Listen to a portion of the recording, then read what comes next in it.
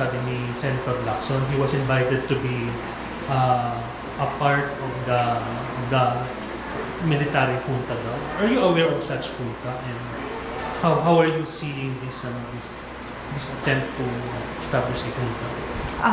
Our Armed Forces of the Philippines Chief of Staff has already clarified this multiple times, that there is no such thing as a military junta within the Armed Forces of the Philippines. The AFP will never subscribe to any reset plot, and our Constitution has no cheat codes.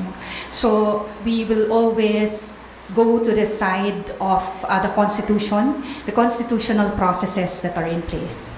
Sir, nakausap na ba natin si Senator Lacson to shed light dun sa sinasabi niyang junta na yun?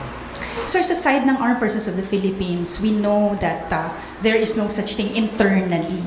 So, ang nabanggit naman po ay within, ang mga nakausap niya is within the ranks of retired personnel. So, this is through their democratic processes, no?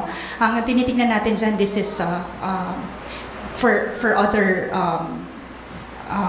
agencies to look into. Ang sa amin, sir, is the national security implications of it. But makikipagtulungan pa rin po ang AFP kung ano po ang role na dapat naming gampanan din.